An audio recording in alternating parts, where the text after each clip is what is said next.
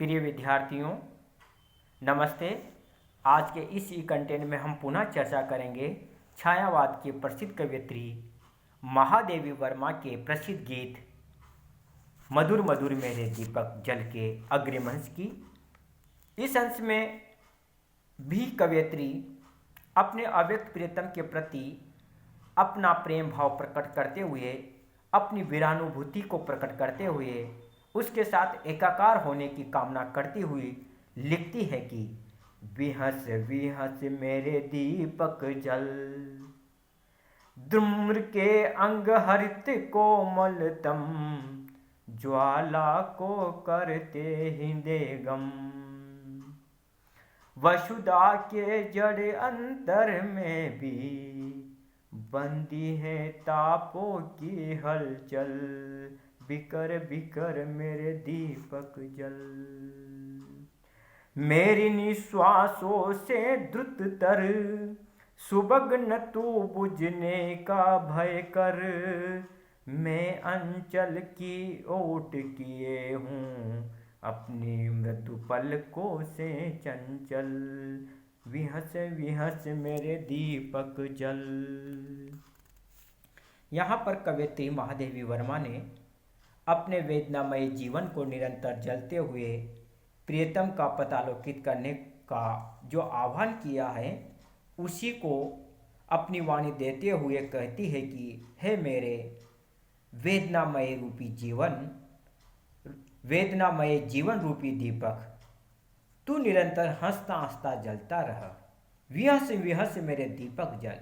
हे मेरे वेदनामय जीवन रूपी दीपक, तू हंसता हुआ निरंतर जलता रहा।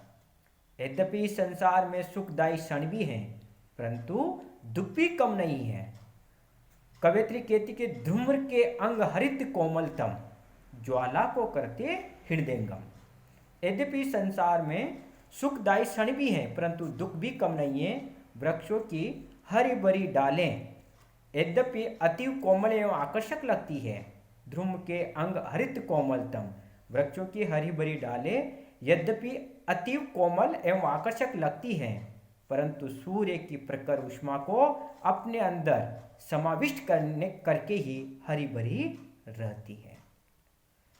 धूम के अंग हरित कोमलतम, ज्वाला को करते हृदयंगम। कवयित्री यहाँ पर कहना चाहती है कि संसार में सुखदायी क्षण तो हैं, लेकिन दुख भी कम नहीं है। जिस प्रकार से वृक्षों की हरी भरी डालें यद्यपि अत्यधिक कोमल एवं आकर्षक लगती हैं, परंतु सूर्य की प्रखर गर्मी को अपने अंदर समाविष्ट करके ही वह हरी भरी रहती है। इसी प्रकार पृथ्वी के गर्भ में आंतरिक ऊष्मा और तापों की हलचल रहती है। वसुधा के जड़ अंतर में भी बंदी है तापों की हलचल। जो पृथ्वी है, इसके गर्भ में आंतरिक ऊष्मा और तापों की हलचल रहती है। कहने का तात्पर्य है कि बाहर से अच्छे मनोरम लगने वाले जो अचेतन पदार्थ हैं, उनमें भी आंतरिक संताप के लक्षण मौजूद रहते हैं। इसलिए हे मेरे दीपक, तू चारों ओर अपना आलोक बिखेरता हुआ निरंतर जलता रह। कवयित्री आगे कहती है कि मेरे निश्वासों से द्रुततर, मेरे निश्वासों से द्रुततर, सुबग्न तू बुझने का भय कर। मैं अंचल की ओट किए हूँ, अपनी मृदु पलकों से चंचल। कवयित्री आगे कहती है कि हे मेरे जीवन रूपी दीपक, प्रिय के विरह में मेरा जीवन नित्य प्रति क्रश हो रहा है, क्षीण हो रहा है। मेरे निश्वासों से द्रुततर, सुबग्न तू बुझने का भय कर। कवयित्री कहती है कि हे मेरे जीवन रूपी दीपक, प्रिय के विरह में मेरा जीवन नित्य प्रति क्रश हो रहा है, क्षीण हो रहा है।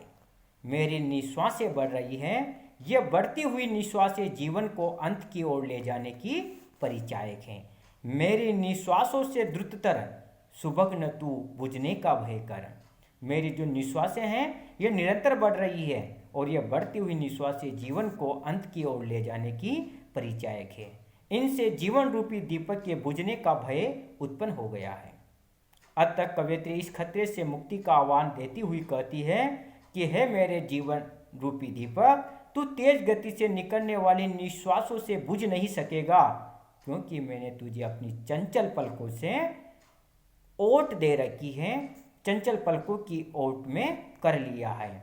मैं अंचल की ओट किए हूँ अपनी मृदु पलकों से चंचल। मैं अपनी चंचल जो मृदु नेत्र हैं उनकी पलकों से मैंने तेरे को ओट दे रखी है, आड़ कर रखी है, छिपा रखा है, इसलिए तू बुझने का भय मत रख। इसलिए इस जीवन रूपी दीपक को बुझ जाने का खतरा भी नहीं है।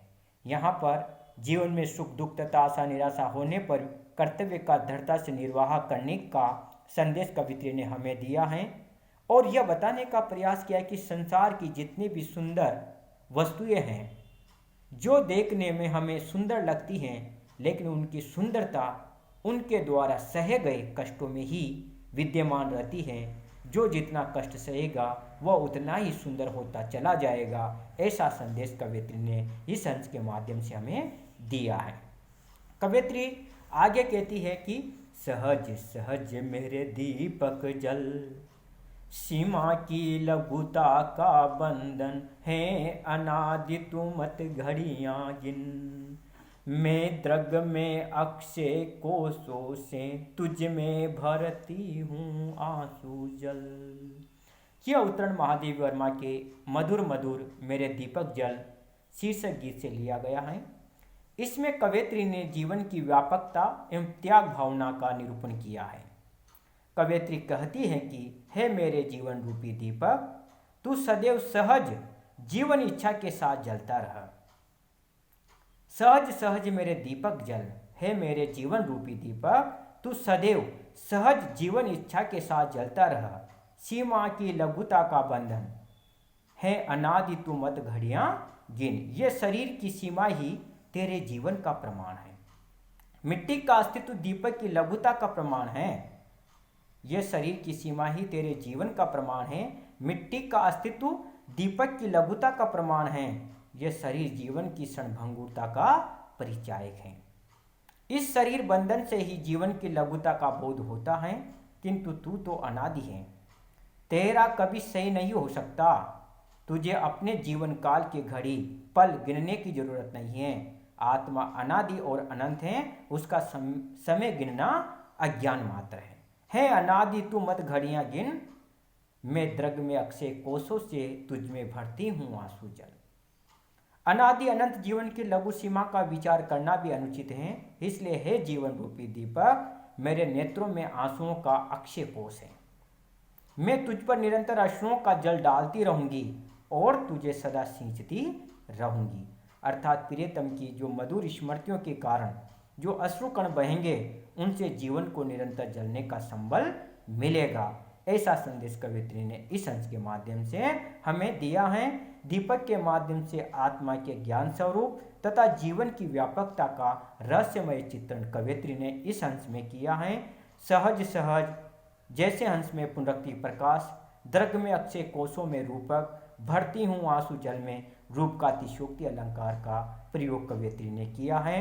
पुनरक्ति प्रकाश, समाशोक्ति, रूपक अलंकारों का जो समावेश इस संपूर्ण गीत में कवित्री ने किया है, वह काव्य की दृष्टि से अद्भुत, अद्वितीय और अनोखा है। गेयता इस गीत की प्रमुख विशेषताओं में से एक है। भावा अभिव्यक्ति भी विषयानुरूपी है। इस प्रकार से कवित्री ने जीवन की निरंतरता का, शाश्वतता का, आत्मा के सर्वव्यापता का और शरीर के नष्ट होने का जो संदेश दिया है, वह दर्शन के दृष्टिकोण से देखा जाए तो भारतीय दर्शन के अनुरूप सटीक बैठता है। इस अंश में कवित्री ने यही हमें बताने का सार्थक और सफल प्रयास भी किया है। जय हिंद, जय भारत।